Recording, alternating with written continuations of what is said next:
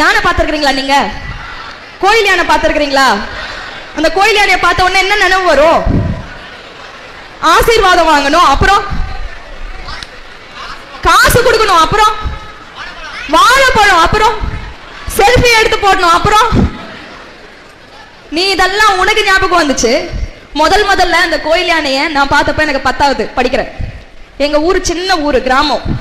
எங்க அப்பா திடுப்புன்னு சொல்லிட்டு சென்னைக்கு கூட்டு வந்துட்டார். அது வரைக்கும் நான் படிச்சதெல்லாம் தமிழ் மீடியம் ஸ்கூலு. 10வதுல இங்கிலீஷ் மீடியம். முதல் நாள் பிங்க் கலர்ல சைனா சில்க்ல இவ்வளோ பெரிய பிங்க் கலர் பூ இந்த சைட்ல, இன்னொரு பிங்க் கலர் பூ இந்த சைட்ல, இவ்வளோ பவுடர் அப்படியே போட்டு அப்படியே மை பூசி இங்க ஒரு திருஷ்டி போட்டு வச்சுக்கிட்டு முதல் நாள் ஸ்கூலுக்கு போறப்போ ஸ்கூலே கொல்லுன்னு சிரிச்சுது. அந்த முதல் நாள் சென்னை சென்னை சென்னை. 2வது நாள் எங்க அப்பா வரதுக்காக வெயிட் பண்ணுவேன். உள்ள வந்து ஊருக்கு போலாப்பா வாப்பா ஒரே அழ. என்னோட புராணம் தாங்க முடியாம எங்க அப்பா என்ன ஒரு டூருக்கு கூட்டு போறாரு. அந்த டூர்ல முதல் நாள் என் வாழ்க்கையில அந்த யானையை பாக்குறேன். அது பாக்குறப்போ என் மைண்ட் வாய்ஸ் என்ன சொல்லுதுன்னா மரண பயம். ஏன்னா பாரதியார் யானை மிதித்து இறந்தார்னு தமிழாசிரியர் குரல்ல சொல்லுது. ஃபர்ஸ்ட் நான் என்ன பாக்குறேன், யானையை கட்டி போட்டு வச்சிருக்காங்களான்னு பாக்குறேன். பார்த்தா யானை காலை சுத்தி கயிறு இருக்கு. அது எதுக்காவது கட்டி போட்டா தானே கட்டி போட்டதா அர்த்தம். லூசு பசங்க அந்த சைட்ல ஃப்ரீயா விட்டுருக்காங்க. நாடா இப்படி இருக்கே அப்படின்னு சொல்லிட்டு நேரா போயிட்டு அந்த தாத்தா கிட்ட அப்படியே சுத்திட்டு வந்து, தாத்தா அந்த யானையை கட்டி போட்டு தாத்தான்ற அவர் அப்படின்னு தட்டி விட்டுறாரு. என்ன கண்டுக்க மாட்டேன்றாரு. புடிச்சு இழுத்து தாத்தா யானையை கட்டி போடுறியா இல்லையா அப்படின்னு சொல்லிட்டு கேட்கிறப்போ அப்படி திரும்பி கேட்கிறே, என்னவா அவனுக்கு பிரச்சனை? மேய்ச்சிட போது நீ யானையை முன்ன பின்ன பாத்துருக்கிறியா? பாத்துருக்கிற. எங்க பார்த்த? டிவில பார்த்த. யானை என்ன பண்ணுச்சு? சரத்குமார் மேல உட்கார்ந்து இருந்தாருங்க, லாலாக்கு டோல் டப்பிமா பாடின்னு இருந்துச்சு. இவ்வளோ பெரிய மரத்தை அப்படியே முறிச்சிட்டு இந்த யானை தூக்கிட்டு போச்சுங்க அப்படின்னு உடனே தாத்தா அப்படியே திருப்பி கேட்கிறாரு, இவ்வளவு பெரிய யானையை முறிக்கிற, இவ்வளவு பெரிய மரத்தை முறிக்கிற யானையால இந்த கயிறு அறுத்துன்னு போக முடியாதம்மா அப்படின்னு நான் பாக்குறப்போ அந்த தாத்தா அழகா வாயை மூடி சொல்றாரு, பயப்படாத, யானை அறுக்காது, யானை மிதிக்காது. எப்படி? 1 மாச குழந்தையா அந்த யானை வரப்போ அதுக்கு கண்ணுக்கு தெரியற மாதிரி பளிச்சுன்னு ஒரு கயிறை காமிச்சிட்டு காலை சுத்தி கட்டி ஒரு சின்ன செடிக்கு கட்டி போடு போதும். 1 மாசம் அந்த யானை முயற்சி பண்ணும், அப்படி தாவும், இப்படி தாண்டும், இப்படி சுத்தி வரும். ஆனா அந்த 1 மாசம் முடிவுல அந்த கயிறை பார்த்த உடனே அது மனசுல என்ன தோணும்னா,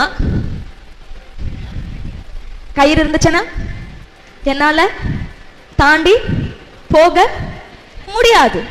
இன்னைக்கு இந்த யானை கோயில் என்ன பண்ணுது?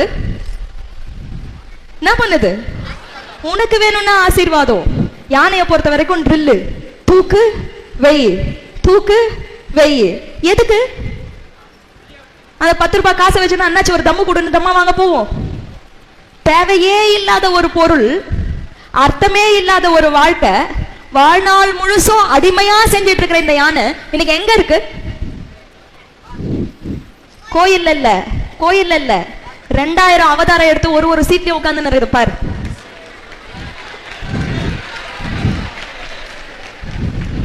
யானோட அவருக்கு ஒரே குஷி. 2000 அவதாரம் எடுத்து நல்ல சுத்திலும் பாத்துக்கோ. எங்களை போயிட்டு யானைன்னு சொல்றீங்களே, உங்களை எத்தனை பேர் மேக்ஸ்ல வீக்? கை தூக்கு பார்க்கலாம். யானைங்களை பாருங்க, கை கீழே போடு.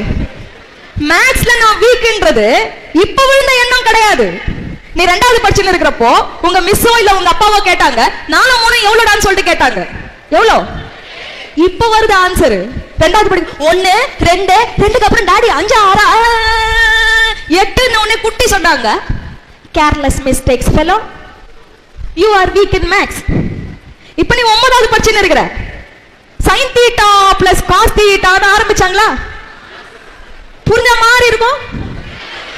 நாடா இதுன்னு புரியல.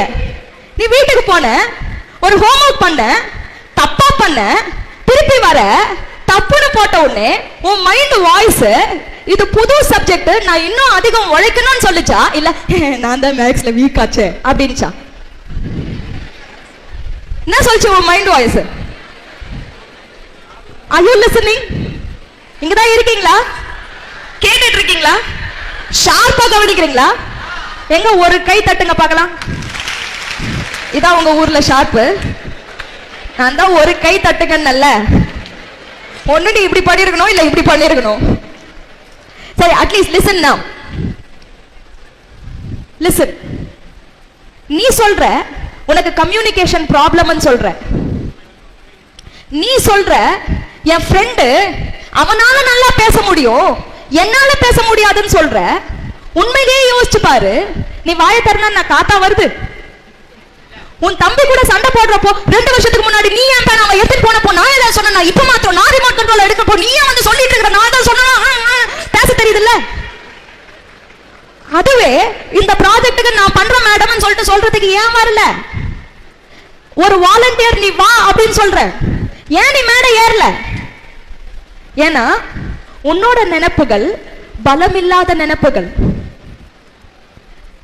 உன்னோட காலம், நீ உட்கார்ந்து இருக்கிற இந்த டைம் பொன்னான டைம். இன்னும் 5 வருஷத்துல இந்தியாவோட முகமே மாற போகுது. இன்னும் 5 வருஷத்துல நம்ம இருக்கிற நாடு உன் கண் முன்னாடி மாற போகுது. அப்ப உன் பக்கத்துல இருக்கிறவன் எங்கேயோ இருப்பான். ஏன்னா அவன் வாய்ப்புகளை பயன்படுத்திக்கிறான். நீ உட்கார்ந்துட்டு இருப்ப, உன் இடத்துல உட்கார்ந்துகிட்டு I am very unlucky fellow அப்படின்னு சொல்லிக்கிட்டு இருப்ப. காரணம், you haven't made use of your opportunities simply because you didn't have the mind power. Simply because you were an elephant, simply because you trusted what others told you. நீ உங்க அண்ணனும் விளையாடிட்டு இருக்கிற, உங்க அம்மா பக்கத்து வீட்டுக்காரங்க கிட்ட சொல்லிட்டு இருக்காங்க, எங்க அண்ணன் என் பெரிய பையன் உலகத்தையே வித்துருவான், சின்னவன் அவன் தான் தத்தி, பேசவே தெரியாதுன்னு எப்பவோ சொன்னாங்க. நீ இன்னும் உட்கார்ந்துட்டா அதையே நினைச்சிட்டு இருக்கிற. எனக்கு பேச தெரியாதுன்னு சொல்லிட்டு இருக்கிற, எனக்கு பயம்னு சொல்லிக்கிட்டு இருக்கிற, எனக்கு கூச்சம்னு சொல்லிக்கிட்டு இருக்கிற. இது எதுவுமே நிஜம் கிடையாது. இது நினைப்பு தான். உன் நினைப்பு மாறலனா உன் வாழ்க்கை மாறாது. நினைப்பு மாறலனா வெரி குட், வாழ்க்கை மாறாது. Come on, let's all do an exercise. Sit in your place straight. கொஞ்சம் அப்படியே ஷேக் பண்ணி உட்காருங்க. உட்கார்ந்துட்டு காம்ப்ளான் மில்க் ஷேக் பண்ற மாதிரி ஷேக் பண்ணுங்க. Shake in your chair. Come on, shake the sleep out of your system. Come on, shake. Jump in your chair. Sit and jump, sit and jump. Let me see which school performs the best. Okay. நான் ready ஸ்டார்ட்னு சொல்லுவேன். நான் ஸ்டார்ட்னு சொன்ன உடனே உன்னை சுத்தி இருக்கிற விஷயங்களை note பண்ணணும். You should note for 10 red color things. You should note for what? 10 red color things. 10 red color சட்டம் சொல்லக்கூடாது. 10 red color things. அதுக்கப்புறம் கண்ணை மூடிட்டு உன்னை திரும்ப சொல்லுவேன். You should be able to say. Okay? Ready? Start. Look for things that are red in color. 1. Red color. Red. Red. Red. Red. Red. Come on, red. Red. Red. Red. Red. Okay. Time up. Look straight. Close your eyes. Tell me 10 things that are brown in color. Don't open your eyes. கண்ணு திறக்காம tell me 10 things that are brown in color. Red color மறந்துடு, brown color things. சரி, accept you didn't notice. இப்ப கண்ணு திறந்து look for brown things. Show me which are all brown in color. அதோ அந்த table top, அப்புறம் அதோ அந்த podium, அப்புறம் எது பூவா? Okay, the wall here. அப்புறம் பின்னாடி இருக்கிற வாலா? சேர். ஓகே, சேர். Now 1 minute. நீ சிவப்பு கலருக்காக பாருனப்போ பக்கத்திலேயே இருந்த பிரவுன் கலர் உன் கண்ணுக்கு தெரியல. ஆனா நீ எப்ப பிரவுன் கலருக்காக பார்க்க ஆரம்பிக்கிறியோ, இந்த மேடையும் பிரவுன் தான், மண்ணும் பிரவுன் தான், அந்த செவரும் பிரவுன் தான், இந்த சேர் ஆக்சுவலா மரூன் கலர். ஆனா உன் கண்ணுக்கு அது பிரவுன் கலரா தெரியுது. பிகாஸ் ரிமெம்பர், நீ எதுக்காக பாக்குறியோ அது மட்டும்தான் உன் கண்ணுக்கு தெரியும்.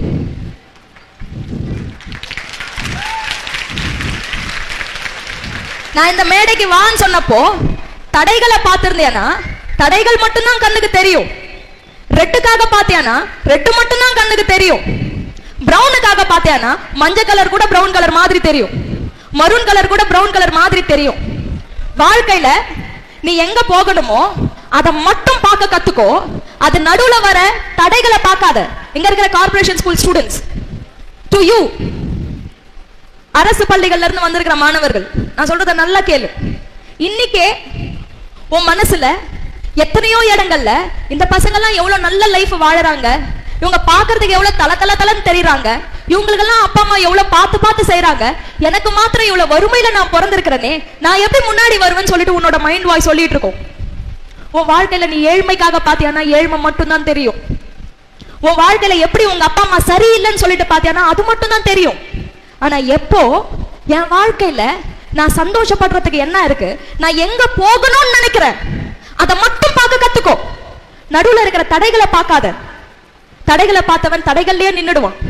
தடையை தாண்டி வரத்துக்கு எங்க போனமோ அதை மாத்திரம் பார்.